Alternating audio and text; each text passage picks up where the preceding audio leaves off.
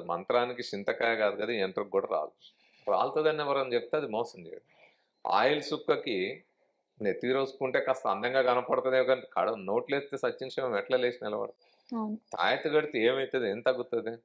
కాబట్టి ఇవన్నీ ప్రజల నమ్మకాలు, బలహీనతలు, ఈ ముఖ్యంగా భయాలను ఆసరా చేసుకుని వాళ్ళని మరింత భయపెట్టి ఒక రకంగా బ్లాక్మెయిల్ చేస్తూ వాళ్ళ దగ్గర ఏవో శక్తులు ఉన్నాయని వాళ్ళ ప్రయోజనం కోసం ప్రయత్నించడం తప్ప వాస్తవంగా ఏమీ జరగదు.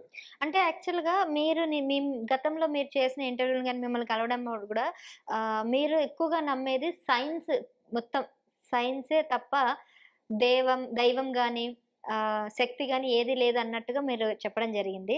సో, అంటే లైక్ నాస్తికులా ఆహ్, కాదు అన్న టాపికొస్తే కొంతమంది మనోభావాలైతే దెబ్బతింటాయి. ఖచ్చితంగా ఏదే అతీత శక్తి ఒకటి భూమి మీద ఉందని చాలామంది నమ్ముతున్నారు. ఎయిదర్ హిందువులైనా గానీ, క్రిస్టియన్స్ అయినా గానీ, ముస్లిమ్స్ ఏ మతాల్లో అయిన వాళ్ళు గానీ అతీత శక్తి అయితే ఉంది అని నమ్ముతున్నారు. మరి అలాంటి వాళ్ళకి మీరేం చెప్పదలుచుకున్నారు? అంటే ఇక్కడ ఆస్తికత్వం, నాస్తికత్వం అవన్నీ పక్కన పెడితే సైన్స్‌కో పద్ధతి ఉంటది కదా! సైన్స్‌ని నమ్మమని చెప్పదు. సైన్స్‌ని ఆల్వేస్ క్వెషన్. హ్మ్. సైన్స్‌ని కాదు దేన్నైనా క్వెషన్ చేయమని చెప్తది. సైన్స్‌లో ఉండే మొట్టమొదటి అంశం ఏందంటే you have to question everything. కానీ ప్రతిది సైన్స్‌కి అందని కొన్ని శక్తులు, అద్భుతాలు గూడా మనం చూసాం గదా! సైన్స్‌కి అందని కాదు. హ్మ్. సైన్స్‌కి అందని కాదు.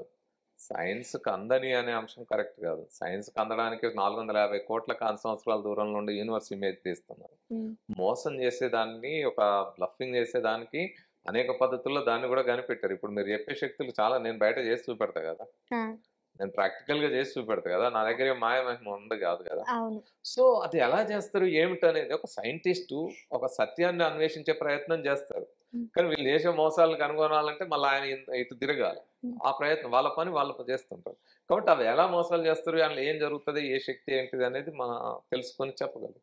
కాబట్టి ఇక్కడ విషయం ఏందంటే ఒక ఆదిమ మానవుల కాలంలో మిగతా జీవజాతుల్లాగా అడవుల్లో బ్రతికిన మనిషి ఈరోజు విశ్వాంతరాల సత్యాల్ని శోధిస్తూ, పరిశోధిస్తూ వినివీధుల్లోకి దూసుకెళ్ళగలిగిన అత్యంత ఆధునిక వైజ్ఞానిక మానవులుగా మనం ఎదిగిన ఈ పరిణామక్రమ ప్రస్థానం వైజ్ఞానిక దృక్పథం ద్వారా, సైంటిఫిక్ టెంపర్ ద్వారా సాధ్యమైంది. దాన్ని క్వశ్చన్ చేయడం ద్వారా సాధ్యమైంది. లేకపోతే మనం ఆదిమ కాలంలోనే ఆగిపోయేవాళ్ళం. హ్మ్. వేల సంవత్సరాలు వెనక్కే ఉండేవాళ్ళం. కానీ ఇంత ప్రస్థానం జరగడానికి కారణమైన ఆ సైంటిఫిక్ టెంపర్ మనకు లేకపోతే, ఇగో ఇలాంటి వికృతాలు చేసేవాళ్ళు, లేకపోతే ఇంకో రకంగా చేసేవాళ్ళే వాళ్ళ దగ్గర ఏదో శక్తులున్నాయనే భ్రమలో, ఆ భయాందోళనలో బతుకుతారు. సరే ఒకప్పుడు నమ్మిన ఒక అర్థం ఉంది. ఎందుకంటే అంతా ఇల్లిటరసీ పీపుల్‌గా ఉండేవాళ్ళు అప్పట్లో. ఇప్పుడు అందరూ ఎడ్యుకేటెడ్. ఇప్పుడు జనరేషన్ మారింది. బట్ స్టిల్ గూడా కొంతమంది ఈ బాబాలని, వీళ్ళని ఇంకా స్టిల్ నమ్ముతున్నారు.